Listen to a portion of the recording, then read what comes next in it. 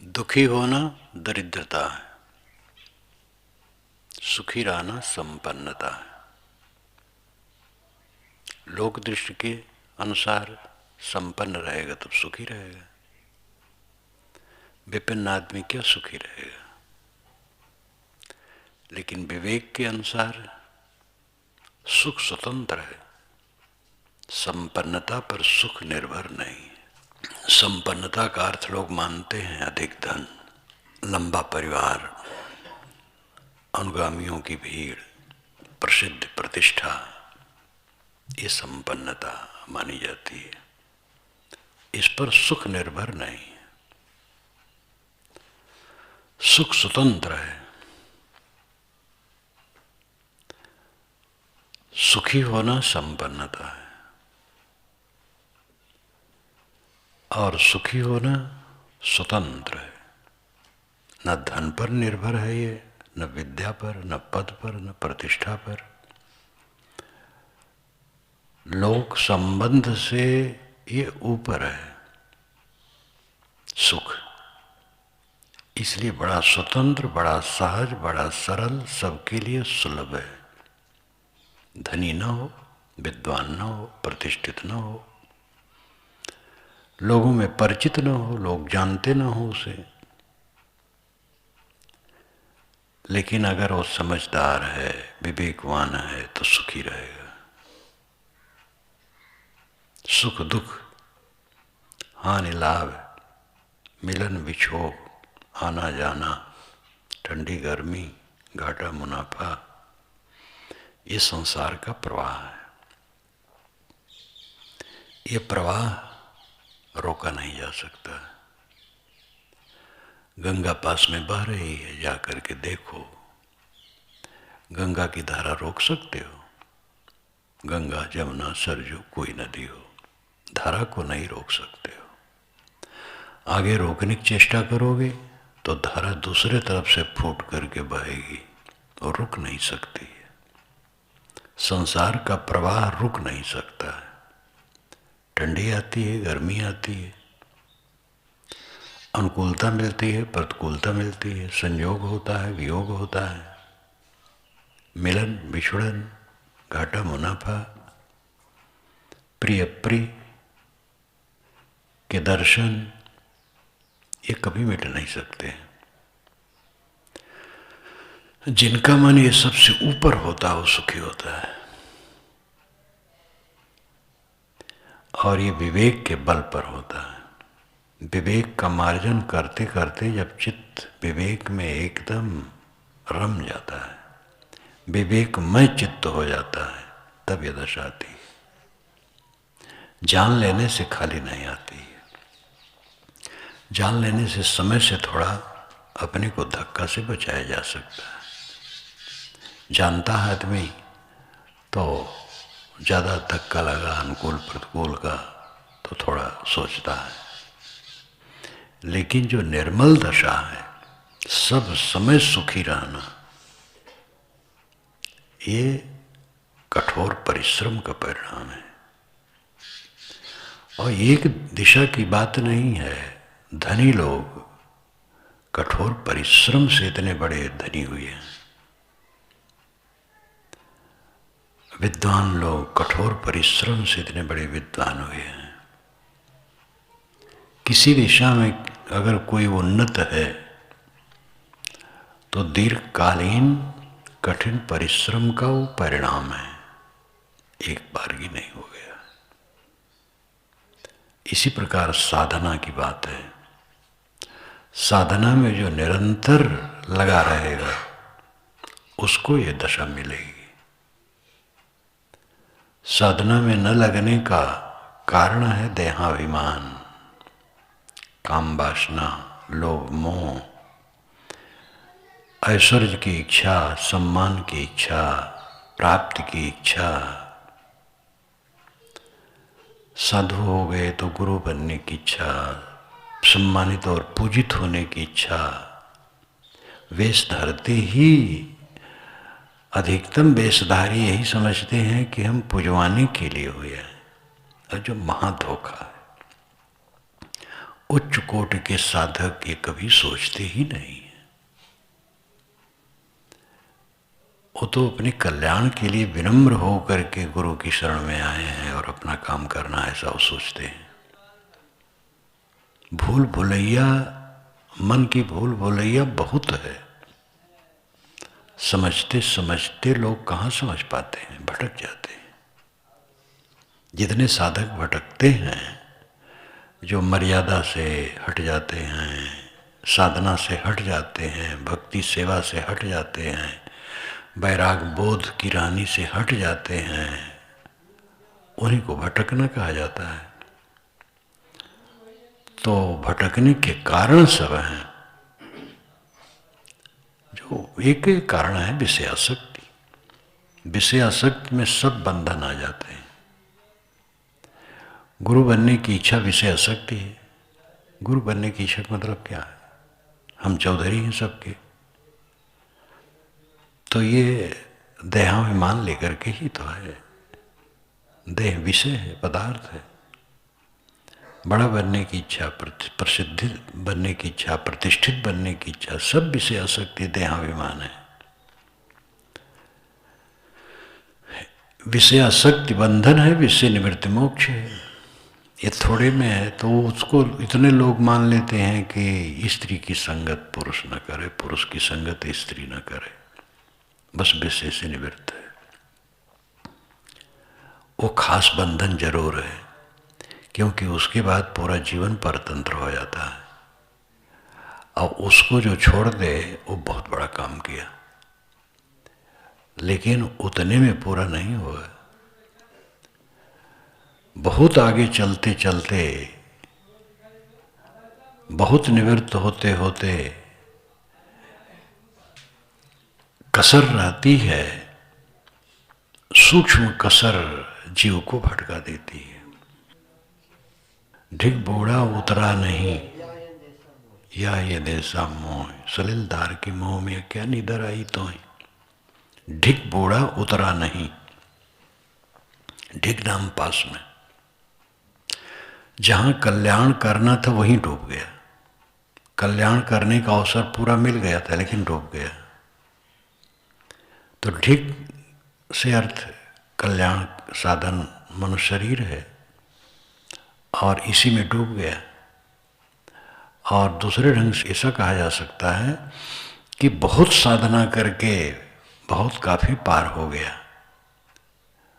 और उसकी जीवन मुक्ति में अब बिल्कुल देरी नहीं है, लेकिन भटक गया। ढिग बूढ़ा जीवन मुक्ति के निकट पहुंच करके डूब गया। इस ढंग से भी समझा जा सकता है। ढिग कल्याण की जगह, ढिग नाम पास, कल्याण की जगह के निकट होकर के डूब गया। मानव शरीर कल्याण के निकट है और इसी में डूब गया। दूसरे ढंग से सब साधना करते करते परिपक्व अवस्था तक पहुंचते पहुंचते जीवन मुक्ति के करार पर पहुंचकर बिल्कुल ठीक पास में, मुक्ति के पास में पहुंचकर और भटक गया।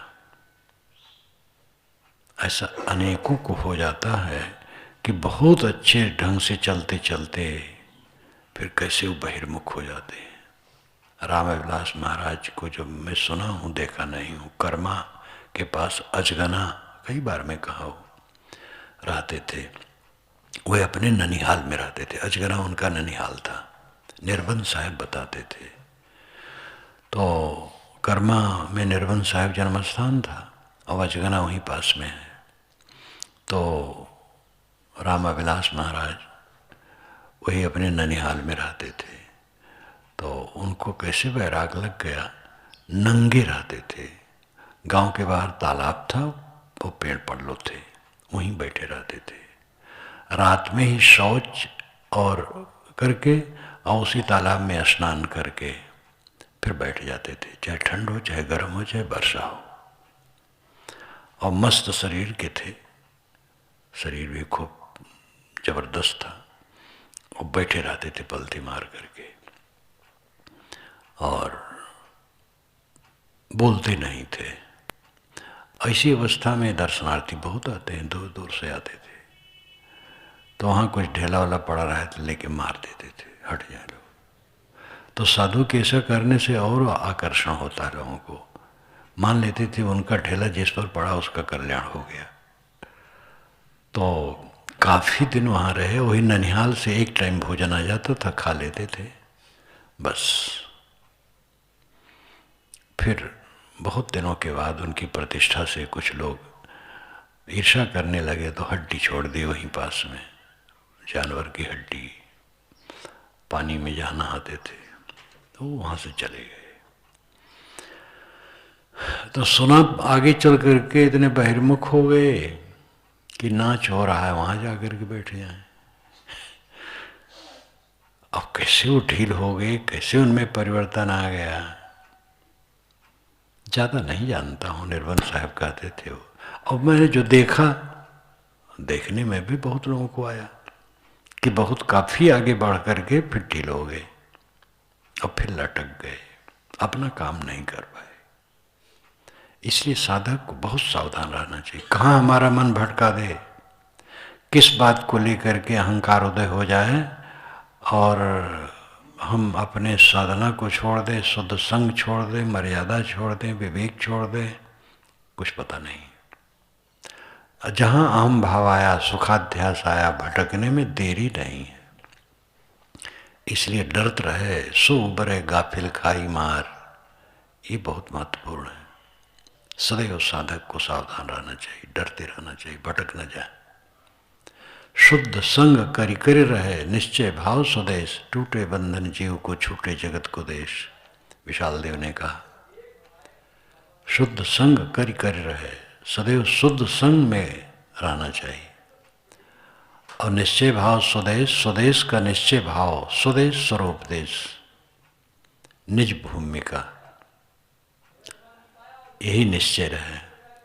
टूटे बंधन जीव को छूटे जगत को देश, फिर जगत बंधन टूटेगा और जगत कुदेश छूटेगा। जगत कुदेश है, पांचों इंद्रियों से प्रतीतमान ये सारा संसार काल चक्र है, सब काल के गाल में है। ये काल देश है, दृश्यमान जितना जगत है ये काल देश है। काल देश का मतलब है समय से गिरफ्त, समय से बंधा हुआ, परिवर्तन परिवर्तन परिवर्तन, और सब कुछ बिखर जाने वाला और टूट जाने वाला है, मिट जाने वाला है। फिर उसमें निर्मित होता रहता है, बनता रहता है, बिगड़ता रहता है। ये क्षणभंगुर मनुष्य कितना स्थायी काम कर जाता है। ट्रेनें हैं, बसें हैं, हवाई जहाज है, बड़े बड़े पुल हैं, बड़े बड़े बांध हैं, ये सब क्षणभंगुर मनुष्य ने किया। नर्मदा बांध जब से शुरू हुआ है, अखबार बाजी, उस समय मैं अखबार पढ़ा करता था तो देखता था कि कितना उसके लिए तर्क वितर्क चलता था, हानि है लाभ है, करते करते करते करते आज नर्मदा का पानी गुजरात में जो नहरों में ढाल दिया गया, पूरी वो नदी जैसी बहती है, वो बहुतों कल्याण हो रहा है। सीजनिक पीने का खार पानी वहाँ पर है, आगे चल कर के गुजरात के राजकोट की तरफ, तो बड़ा हित हो रहा है। तो क्षणभंगुर मनुष्य कितना स्थायी काम कर जाता है। ये जो रचनाएं हैं महाभारत, इस विश्व में महाभारत जैसा महाकाव्य नहीं है, विदेश में भी है, लेकिन इतना विशाल, इतना सर्वांग, इतना लौकिक पारलौकिक और लड़ाई युद्ध और अध्यात्म वैराग और जीवन मुक्ति और सारी बातें, अद्भुत ग्रंथ है, ऐसा कहीं नहीं। रामायण अपनी जगह महत्वपूर्ण है, लेकिन महाभारत तो बहुमुखी है, बहुत विशाल है, और उसमें लेखक बहुत हैं और वे अनाम हैं, केवल वेद व्यास उस पर थोपे गए हैं और चल रहा है। लेकिन इतना बड़ा काम हुआ है कि उससे लोग प्रेरणा ले सकते हैं, लेते हैं जो लेने वाले हैं। तो ये है सब काल चक्र में, लेकिन इसी काल चक्र में विधि और निषेध, बंधन और मोक्ष, हित और अहित, सबकी बातें हैं। कल्याणार्थी अपना कल्याण करता है। नाम रूप का मोह मिथ्या है। जो कुछ हम नाम रूप हमारे इर्द गिर्द लगा हो सब मिथ्या है। सेवा करो और अपना शांति लो। ऐसा काम करो जिससे स्वयं को शांति मिले और दूसरे की सेवा हो जाए। और ये मोह कि जो हम नाम रूप माने हो स्थिर रहे, किसी की स्थिर नहीं रहा, हमारा कैसे स्थिर रहेगा? हमारा मानना ही अपराध है। हमारा कुछ है ही नहीं। जितने नाम रूप हैं सब मिथ्या हैं।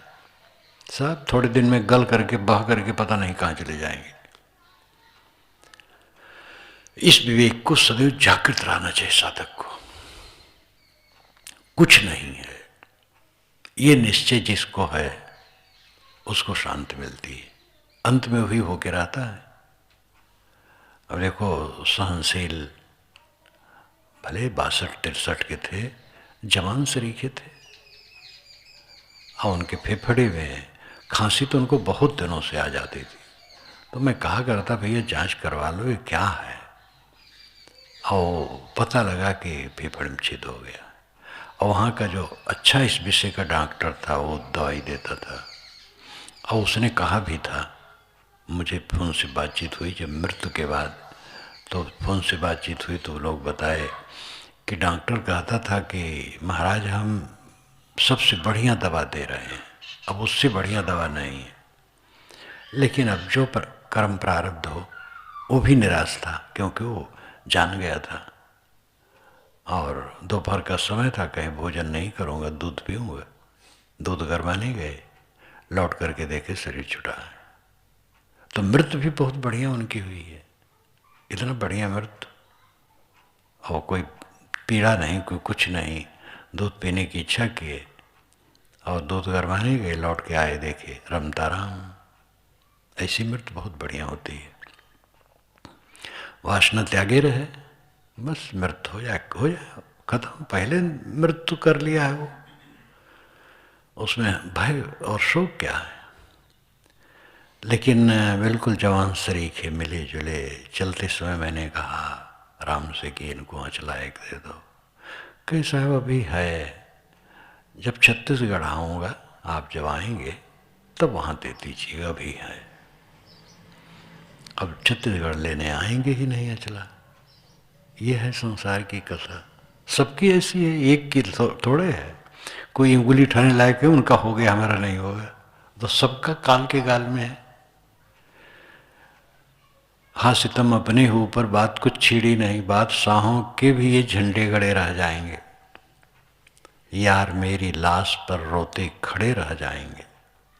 सबकी बात यही है, कोई देहधारी बचने वाला नहीं है। बच करके क्या करेगा? बच करके कुछ दिन जो रहते हैं उनकी दुर्गति ही मैं देखता हूँ। अब संसरण साहब बेचारे ऐसी अवस्था में पड़े हैं खाट पर, दुख के सिवा उनको क्या है? न बोल सके, न डोल सके, न हाथ हिला सके। तो क्या धारा है ये? लंबा जीवन जिसे कहते हैं, प्रेम प्रकाश की भी अवस्था वैसी तो नहीं है।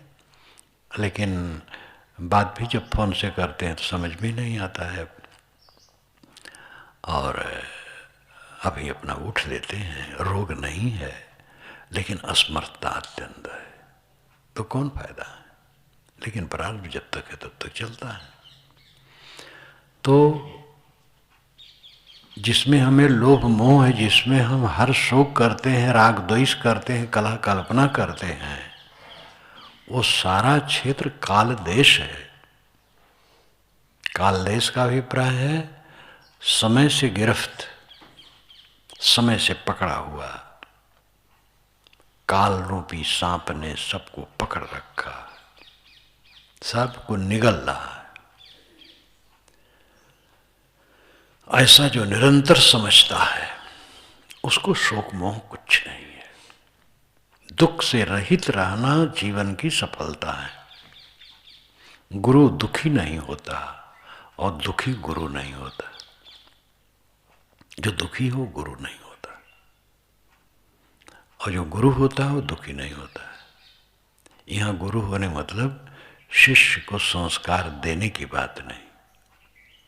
ये एक काम है जो परमार्थ मार्ग में करना कराना पड़ता है। लेकिन गुरु वह है जो दुख रहित है, और दुख रहित है वही गुरु है। ये बौद्ध संगीतों में भी बात आती है। संगीत नाम साथ साथ गायन करना। गायन का मतलब वही बताना, प्रवचन का। कोई गाया नहीं जाता था। 3 सभाएं हुई हैं राजगृह में, पटना में और वैशाली में। वो सब उसी तरफ बिहार में हुई है 3। उसके पश्चात भी इधर कश्मीर इत्यादि की तरफ हुई है, पश्चिमी भारत में। लेकिन ये 3 प्रामाणिक हैं। वर्षों के बाद ईसा के जन्म के पहले लिखा गया है त्रिपिटक। तो एक सभा में जब गायन करने की बात थी, मतलब कहने की बात थी कि भगवान बुद्ध ने क्या कहा, धर्म के विषय में क्या कहा, विनय यानी सदाचार के विषय में क्या कहा, तो इसको सुनाना था। जो अधिकारी योग्य थे, ज़्यादा कंठस्थ था, उनको सुनाना था। तो उस सभा में कुछ लोग चुने गए थे। इतने में एक भिक्षु आ गए जो प्रतिष्ठित थे, और उनको भी चुनने की बात आ गई। तो एक ने कहा, देखो ये नहीं चुने जा सकते, ये क्लेश रहित नहीं है। ये बात मैंने पढ़ी थी। ये क्लेश रहित नहीं है। जो क्लेश रहित नहीं है वह संगायन के योग्य नहीं है। कितनी मार्मिक बात है। जो क्षुब्ध होता है और दुखी हो जाता है, वो निर्णय देने का अधिकारी नहीं है। तो चमत्कारिक ढंग से वो बताया गया है कि उन्होंने कहा कि मैं क्लेश रहित 1 सेकंड में हो जाऊंगा। जैसे कि सूत की गोली आकाश में फेंक दो और लौट के हाथ में आ जाए, इतनी देर में मैं क्लेश रहित हो जाऊंगा। तो क्लेश रहित हो गए। तो क्लेश रहित हो गए, तब उनको लिया गया। तो घटना घटी कि नहीं घटी, कैसे घटी, लेकिन अर्थ यह है क्लेश रहित मन जीवन की ऊंचाई है। यही गुरुत्व है। दुखी होना तो अपराधी होना है। कच्चा मन अपना अहंकारी मन, सारा दुख अहंकार में है। अहंकार के विसर्जित होने पर कोई दुख नहीं है। तो अपना अहंकार बना है फोड़ा मवाद, तो आदमी दुखी रहेगा। दुखहीन होना गुरुत्व है, और गुरुत्व दुखहीन दशा है। दुख रहित होना बहुत सरल है। वो जो दुख रहित होना को हो, या निर्भय सुख, अनंत सुख। अनंत सुख किसी बाहरी स्थिति पर निर्भर नहीं है, वो हमारे विवेक पर निर्भर है। असलियत को समझे कि सब कुछ काल से ग्रस्त है, इसलिए संसार की कोई कामना न करे, सेवा करे। जो अपनी ड्यूटी जहाँ पर हो उसमें तत्परता पूर्वक सेवा करे, और अपनी साधना में रहे, अपने को स्वस्थ रखे, शांत। और जितना भी हान लाभ संयोग वियोग है वो सब सह ले निर्विकार भाव से, फिर वो सुखी रहेगा। तो ये सुख जो हमारा निर्भय सुख है, ये अपने आप पर निर्भर है, ये किसी पदार्थ पर निर्भर नहीं है। इसलिए सहज है, और ये सबको आशावान होना चाहिए। कोई भी हो, कहीं भी हो, स्त्री पुरुष गृहस्थ विरक्त, कोई भी सच्चे अर्थ में सुखी हो सकता। हर समय निर्भय और सुखी, मन आनंद कंद, कहीं पछतावा नहीं, पीड़ा नहीं, उद्वेग नहीं, विकार नहीं, द्वंद्व नहीं। ये जीवन की ऊंचाई है, और यही शुभकामना है कि सब ऐसे अपना जीवन बनाओ। काल कर्म स्वभाव बरियाई, आवहीं रात दिवस की नाई। ये गोस्वामी जी की चौपाई है। काल कर्म स्वभाव, ये तीनों रात दिन की तरह जबरदस्ती आते हैं। चाहो चाहे न चाहो, सुबह हो जाएगा। और रात हो जाएगी। इसी प्रकार काल अचानक आ जाएगा। आवे आचा बूझ, कबीर साहब ने कहा, आचा बूझ, अचानक आ जाता है। और कर्म, कर्म का फल भोग अचानक आ जाता है। धन का विनाश हो जाता है, प्रिय का वियोग हो जाता है, शरीर में भयंकर व्याधि लग जाती है, और स्वभाव बढ़िया ही आता है। तो रात और दिन आए कोई परवाह नहीं, काल आ जाए कोई हर्ज नहीं, कर्म फल आ जाए कोई हर्ज नहीं। स्वभाव पर ध्यान देने की जरूरत है। स्वभाव आ जाता है बढ़िया ही। कितने लोग प्रतिज्ञा करते हैं कि हम ऐसा नहीं करेंगे, फिर वैसे करते हैं। क्रोध, गाली गुप्ता, उद्वेग, काम वासना की लोलुपता, खाने पीने की लोलुपता, और इसी प्रकार जो भी स्वभाव है आ जाता है। इस पर ध्यान देने की आवश्यकता है। किसी की निंदा और प्रशंसा करने के चक्कर में न पड़ करके आत्मदृष्टा होने की आवश्यकता है। भावुक मन अधिक प्रशंसा करने लगता है किसी की। जब जो अनुकूल लगता है उसकी प्रशंसा करता है, जो प्रतिकूल लगता है उसकी निंदा करता है। जिसकी हम प्रशंसा करते हैं, ये बात नहीं कि वो बिल्कुल ठीक ही हो, बिल्कुल कृतार्थात्मा कोई हो सकता है, विरल। नहीं तो जिसकी लोग बहुत प्रशंसा करते हैं वे सब कृतार्थात्मा थोड़े होते हैं। बस उनका मन रहता है उनके लिए, गुण भी रहते होंगे, ज़्यादा मन रहता है। और जिसकी निंदा करते हैं उसके विषय में भी यही है कि अपना मन उनसे खिन्न है। तो निंदा और प्रशंसा करने की प्रवृत्ति ये छोड़ना चाहिए। किसी के सद्गुणों की स्वीकृति ये ठीक है, और भावुकता पूर्वक प्रशंसा करने के चक्कर में पड़ने की आवश्यकता नहीं है। किसी के सद्गुण है उसको स्वीकारना चाहिए, ये उदारता है। और साथ साथ कर्तव्य है, हम इतना भी न सोच सकें कि जिनमें सद्गुण है उसको स्वीकार न कर सके तो क्या मेरा सद्गुण है फिर। तो किसी के सद्गुण को स्वीकारना ठीक है और दुर्गुण को नज़रअंदाज करना ठीक है। नज़रअंदाज का मतलब है उधर से दृष्टि हटा लेना, सोचना ही नहीं। किसी के दुर्गुण को अगर हम सोचेंगे बराबर और उसको चर्चा का विषय बनाएंगे तो उससे हमारा मन दूषित होगा और उसका कोई लाभ नहीं होगा। प्रकारांतर से जब वो सुनेगा तो हमारे लिए अपना मन खराब करेगा, अगर वो उतना विवेकी नहीं है तो उसका नुकसान, अपना नुकसान, दूसरे का भी नुकसान, तीसरे का भी नुकसान, क्या फायदा है। इसलिए किसी के दोष को कहना, चर्चक विषय बनाना गलत है।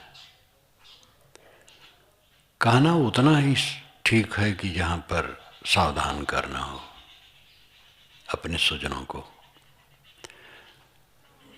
लेकिन उसको चर्चा का विषय बनाना, रस लेना, ये तो प्रत्यक्ष ही अपने मनोविकार का परिणाम है। दूसरे की बुराई कहना, रस लेना, उभाड़ना, लोगों में प्रचार करना, ये सब अपने चित्त दूषण का परिणाम है। और बिला वजह प्रशंसा करना वो भी ठीक नहीं है। बस किसी के सद्गुण को स्वीकारना चाहिए।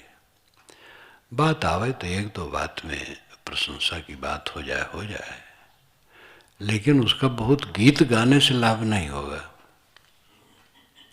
दूसरा भी जिसको समझेगा समझेगा। अगर किसी की हम बहुत बड़ाई करें तो जो नहीं समझना चाहता वो नहीं समझेगा। मैंने स्वयं देखा श्री विशाल साहेब के विषय में, जब किसी से मैंने कहा उस काल में जब वो जीवित थे, तो ऐसे महात्मा भी थे और बुजुर्ग थे और बीच की थे, सब जानते थे, लेकिन मेरी प्रशंसा करना उनको अच्छा नहीं लगा। श्री विशाल साहेब जैसे पुरुष की प्रशंसा उनको पसंद नहीं आई। ऊपर से तो नहीं कह सके क्योंकि वह दिव्य थे श्री विशाल साहेब, तो ऊपर से तो कहने की हिम्मत ही नहीं हो सकती कोई उनको कहे कि खराब है। लेकिन मनोभाव से, आकृति से पता लग गया कि मेरे तरफ से उनकी प्रशंसा करने से उनको खुशी नहीं हुई। प्रशंसा जितने में ज़्यादा नहीं किया, थोड़ा कहा, लेकिन अच्छा नहीं लगा। क्या किया जाएगा, उनकी समझ भी ऐसी थी। तो हम ज़्यादा प्रशंसा करें तो कोई समझ लेगा, ये भ्रम है। सबके पास बुद्धि है, बुद्धि का आवरण जब हटेगा तो सही समझेगा, और बुद्धि पर आवरण रहेगा तो कैसे समझेगा। मोह का आवरण, भ्रम, एक भ्रम।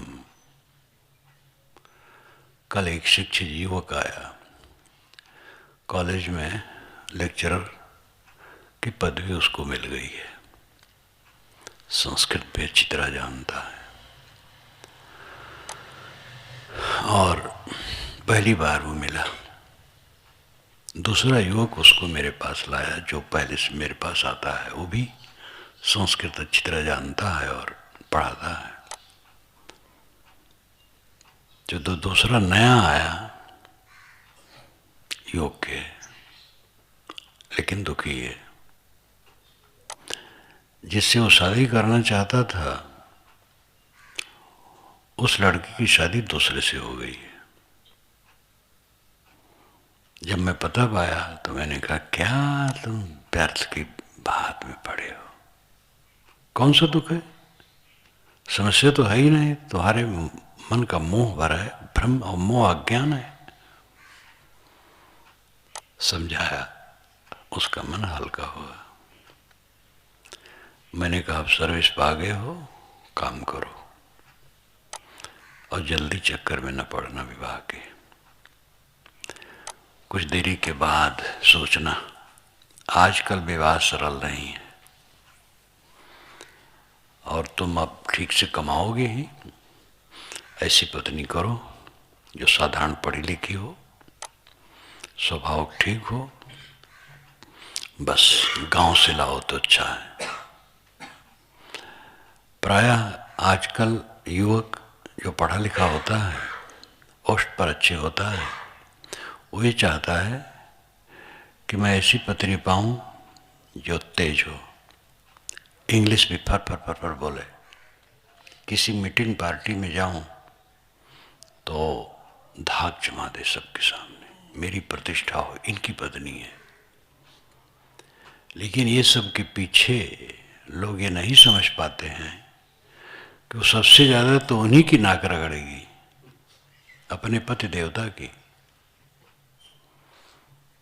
लेकिन मोह बस समझ में नहीं आता है। विद्या जो बढ़ी है इसका अच्छा गुण है, लेकिन इसका साइड इफेक्ट भी है। अपात्रता में ये नुकसानदेह है। ज्ञानम स्ताम मानिमदादिनाशनम केशाचितम तन्मदमान कारणम अस्थानम विविक्तम यमनाम विमुक्त कामातुराणाम मति काम कारणम। सतपात्र में ज्ञान दम का कारण होता है, और असत पात्र में मद का कारण होता है। दा और माँ आगे पीछे हो जाते हैं बस। सतपात्रता किसी में है तो उसको में ज्ञान आया तो दम हो गया, शांत सरल कोमल बच्चे की तरह उसका हृदय हो गया। क्योंकि ज्ञान हो गया। अब अपात्र में वो ज्ञान हुआ तो मद का कारण हो गया, अहंकारी हो गया। जैसे संयमी व्यक्ति जब एकांत पाता है तो समाधि लीन हो जाता है, और असंयमी व्यक्ति जब एकांत पाता है तो कामातुर हो जाता है।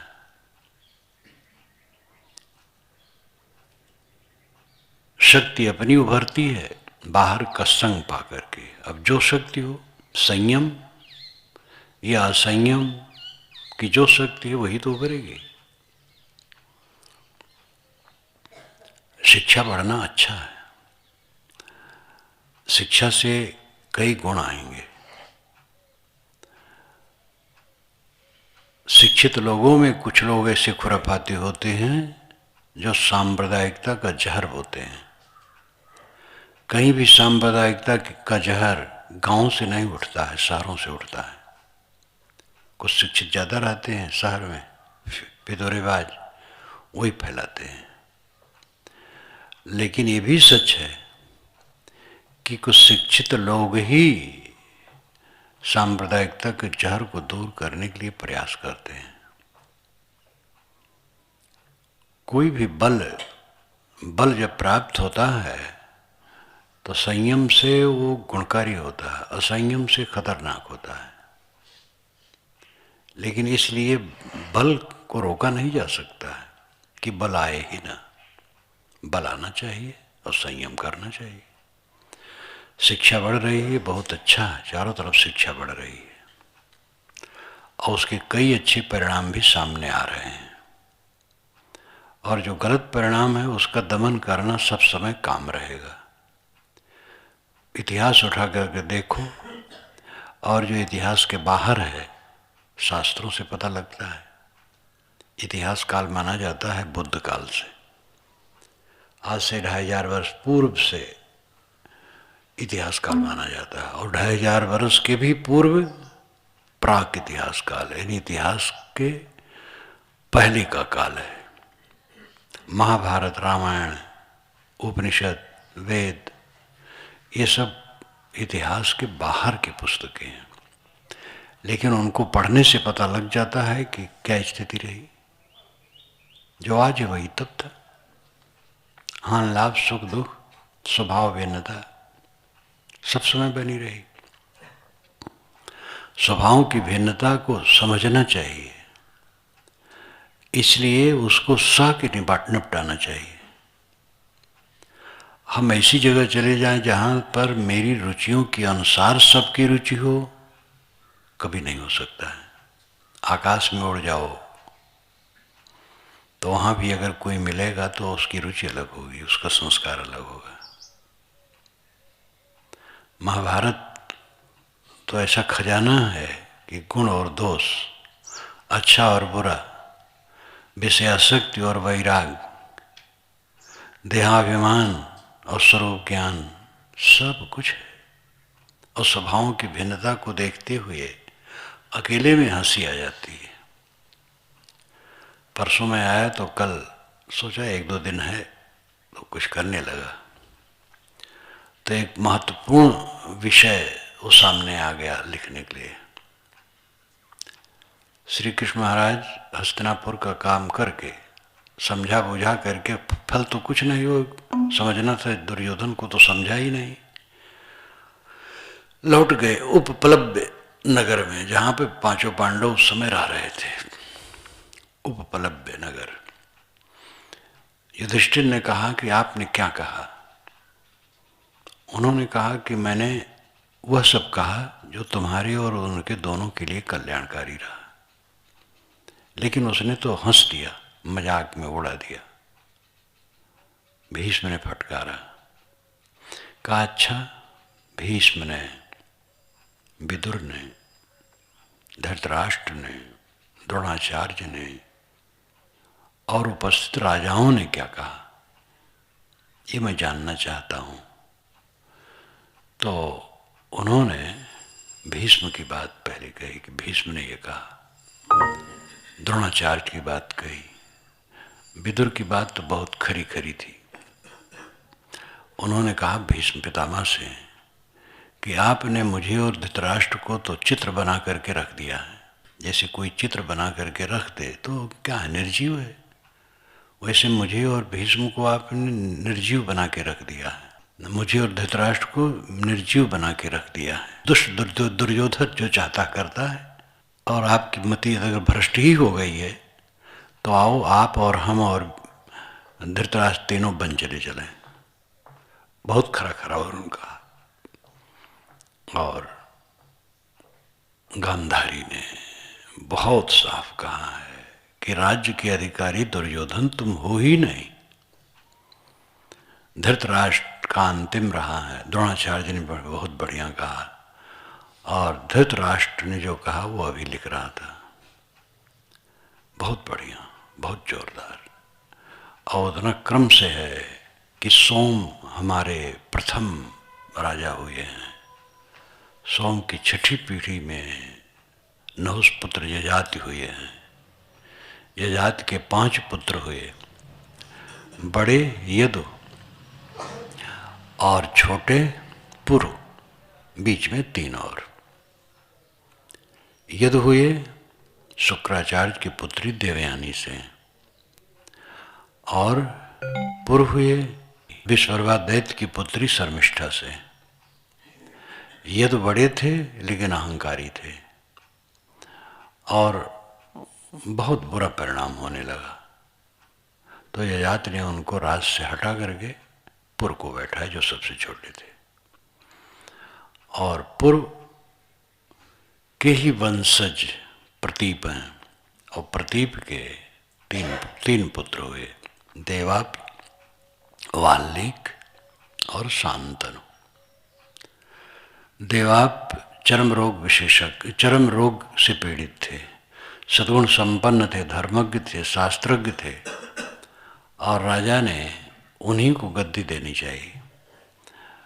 तो नगरवासियों वृद्धों को लेकर के ब्राह्मणों ने आकर के कहा कि ये राज के योग्य नहीं है, क्योंकि जो अंग भंग हो उसको राजा नहीं होना चाहिए, और ये चरम रोग से पीड़ित हैं।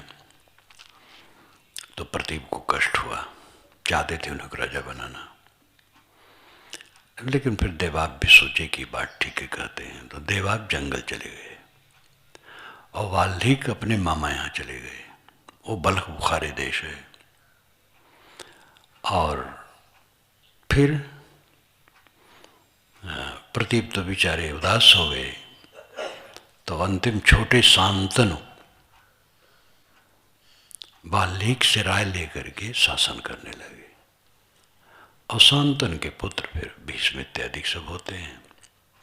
तो उन्होंने कहा इस ढंग से मैं भी अंधा हूं, तो अंग भंग होने से मैं राज का अधिकारी नहीं था। पांडु हुए, ब्राह्मणों ने और नगरवासियों ने, वृद्धों ने यही स्वीकारा। पांडु हुए तो पांडु के बाद उनके पुत्र का राज्य है, हम राजा ही नहीं हैं, तो तुम राज्य के अधिकारी कहाँ हो। इतनी युक्ति से कहा है। यहाँ पर धृतराष्ट्र बहुत सशक्त रहे हैं, लेकिन हर समय वो सशक्त नहीं है, पीछे भूल जाते हैं और मोह में पड़ जाते हैं दुर्योधन के, और उल्टी बात करने लगते हैं। गांधारी कभी उल्टी नहीं करती है, गांधारी एकदम दृढ़ है। अभी आश्चर्य होता है कि गांधारी धृतराष्ट्र को नहीं समझा पाती है कि तुम भी दृढ़ रहो, और अनन्यनिष्ठा है गांधारी का धृतराष्ट्र में, लेकिन समझा करके अपने समान वो सशक्त नहीं बना पाती है।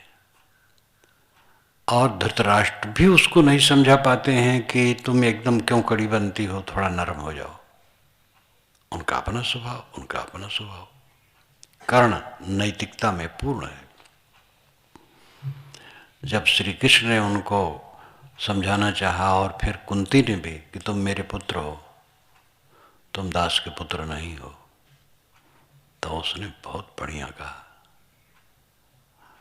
मेरी तो जान ही खत्म कर देने वाली थी, आपने फेंक दिया था, और जिसने पाला पोसा वही असली माँ बाप है, और उसके मुख का ग्रास में छीन लो, मुझे सेवा करने का अवसर है तो उसको छोड़ दूं, आप यहाँ चला आऊँ। श्री कृष्ण ने तो बहुत सब चाल दिखाया कि तुम आओगे, सब पांडव जानेंगे कि बड़े भाई यही हैं, तुम्हारा सत्कार होगा और तुम गद्दी पर बैठोगे, युधिष्ठिर चंवर लेकर के खड़े होंगे तुम्हारे लिए और सभी राजे महाराजे तुम्हारे सिर झुकाएंगे। उन्होंने कहा, कर्ण ने कहा कि महाराज ये सब शब्द जाल आप मुझे मत दिखाइए। हर्ष से, लाभ से, भय से किसी प्रकार मैं अपने विचार को नहीं बदल सकता। जिन्होंने मेरी सेवा की वो माँ बाप वही हैं, उनकी सेवा मैं करूँगा। और मैं इस प्रकार आकर के मिल जाऊँ, क्षत्रिय समाज मुझे क्या कहेगा? और दुर्योधन मेरे ही बल पर ये सब काम कर रहा है, उसको मैं धोखा कैसे दूँ? तो उसका जो दृढ़ विचार और नैतिकता है वो अद्भुत है, लेकिन साथ साथ ईर्ष्या है पांडवों से, ये उसकी भयंकर कमजोरी है। पांडवों में वो सद्गुण देखता ही नहीं, लेकिन अब नैतिक बल ऐसा है कि वो कहता है, कुंती माँ आपका आना भी व्यर्थ नहीं जाएगा, मैं चारों भाइयों को नहीं मारूंगा, बस अर्जुन को ही मारना चाहूँगा। और अर्जुन मारे जाएं या मैं, अंत में तुम्हारे 5 पुत्र तो रहेंगे ही। अर्जुन मारे गए तो मैं भी आपका पुत्र हूँ, तो 5 रहेंगे। मैं मारा जाऊँगा तो वे रहेंगे, तो 5 पुत्र तुम्हारे रहेंगे। अब उसने उनके आने पर ये कह दिया कि और भाइयों को नहीं मारूंगा। तो ये सब स्वभाव का जो अंतर है, और ऐसे ऐसे बली लोग हैं चरित्र में दृढ़, ऐसे में भी त्रुटियां हैं। भीष्म पितामह जैसे योग्य व्यक्ति, काशी नरेश यहाँ जाकर के उनकी 3 पुत्रियों का स्वयंवर हो रहा था, अम्बा, अंबिका और अम्बालिका का, और तीनों का अपहरण करके भाग खड़े हुए भीष्म पितामह जैसे लोग। राजा भी रहे ना, तो राजा लोग क्या क्या करते कराते रहते हैं। स्वभाव की भिन्नता बड़ा अद्भुत है, इसलिए दूसरे के स्वभाव पर टिप्पणी न करके अपने स्वभाव को सुधारने की चिंता होनी चाहिए। काल कर्म स्वभाव बरियाई, आवई रात दिवस की नाई, बहुत मार्मिक ये पंक्ति है। काल कर्म तो कोई बात नहीं, आवे कोई हर्ज नहीं, लेकिन स्वभाव, जो गलत स्वभाव है वो आ जाता है और उसमें प्रभावित होकर के जीव अपनी स्थिति से विचलित हो जाता है। चाहे लोभ का हो, चाहे काम का हो। कुछ लोगों का कामी स्वभाव बहुत होता है, अत्यंत कामी स्वभाव, संयम को सोचते और नहीं कर पाते हैं। ऐसे खाने पीने में कुछ लोग लोलुपी होते हैं, उनका स्वभाव ऐसा होता है, बारंबार पश्चाताप करते हैं लेकिन फिर भी संयम नहीं कर पाते। ऐसे उद्वेग, क्रोध, कटवचन कहने की आदत, स्वभाव होता है, समय आता है नहीं संभाल पाते हैं और पीछे पछताते हैं। अच्छे अच्छे संत जो और बातों में खूब संयमी, लेकिन उनको ऐसा आ जाता है कि वो बहुत तकलीफ उनको हो जाती है, दूसरे की तकलीफ होती है, उनको तो मुख्य तकलीफ होती है। स्वभाव सुधारने की चिंता होनी चाहिए सबको, और अपने अपने स्वभाव को देखना चाहिए। कारणवश कहीं प्रमाद हो जाए तो वो बराबर नहीं रहता है। कहीं कारणवश भूल हो गई, बात बोलने में, बरतने में, उठने बैठने में कुछ भी बात हो गई तो वो फिर दोहराती तेहराती नहीं रहती है वो बात। किंतु स्वभाव वाली बात बड़ी विचित्र होती है, वो समय पर बस घरघरा करके आ जाती है और आदमी बिल्कुल उसमें विवश हो जाता है। लेकिन इसका मतलब नहीं है कि वो ऐसे रहेगा, सुधरेगा नहीं।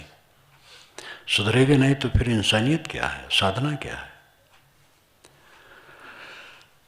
वीर वही जो स्वभाव ही जीते, वीर वही जो स्वभाव को जीते। बोध हो जाने के बाद एक ही काम बचता है, स्वभाव को जीत करके रहनी व्यवस्थित करना। जो गलत स्वभाव है उसको जीत ले और रहनी में रहे, अपने स्वभाव की त्रुटि को स्वीकारे, उसका समर्थन न करे। गलत करके हुई भी तो कहे नहीं नहीं, बहानेबाजी करके इधर उधर न करे, उसे कोई फायदा नहीं है और नुकसान है। अपनी त्रुटियों को देखे, जो हानिकारी स्वभाव है उस पर दृष्टि रखे। तो असली साधक का लक्षण यही है कि किसी की निंदा और किसी की प्रशंसा में न पड़े। ज़्यादा प्रशंसा करना भी कोई बहुत अच्छी बात नहीं है। हल्की सी प्रशंसा कभी थोड़ी मोड़ी हो जाए अच्छा है। दूसरे के गुणों की स्वीकृति तो चाहिए ही, और हल्के रूप में कभी हो। ज़्यादा प्रशंसा तो मतलब है भावुकता, तो फिर वो ऐसा आदमी निंदा भी करेगा। जो बहुत प्रशंसा करता है वो निंदा भी करेगा जब उसका मन बदलेगा। इसलिए निंदा प्रशंसा से हट करके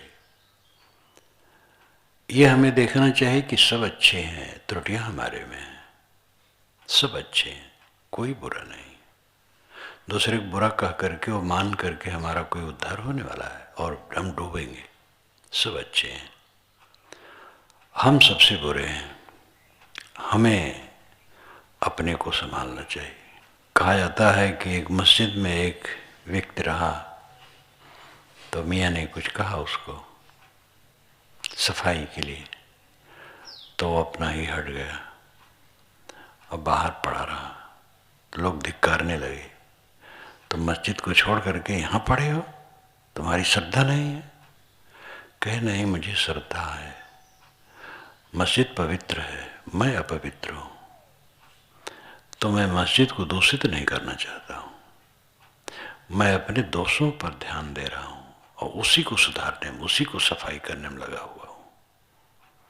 किसी बुराई नहीं किया, अपने को शोधने के लिए सोचने लगा। किसी भाषा और संप्रदाय और देश और काल का व्यक्ति हो, आदमी की बुद्धि तो सब जगह है और विवेक भी कहीं भी उदय हो सकता है, और समस्या सबकी वही है। हिंदू मुसलमान ब्राह्मण शूद्र होने कोई मतलब नहीं होता है। सबके पास मन की समस्या है, मन का उपद्रव, मन का अविवेक, मन का मोह, मन की मान्यताएं जो तकलीफ देती हैं, अहंकार, स्वभाव, यही समस्या है सब जगह। और जो अंतर्दृष्टा होता है उसको ये समझ में आने लगता है। जो अंतर्दृष्टा नहीं होता है वो बाहर बाहर ही भटकता रहता है।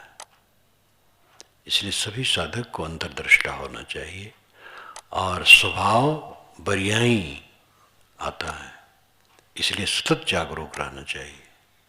दूसरे के गुण दोषों की निंदा प्रशंसा न करके, और अपने स्वभाव को निरंतर देखना, उसको तराशना, शुद्ध करना, और जितना कोई अपने स्वभाव को सुधारता जाएगा, अंतर तृप्त होता जाएगा और सुखी होता जाएगा।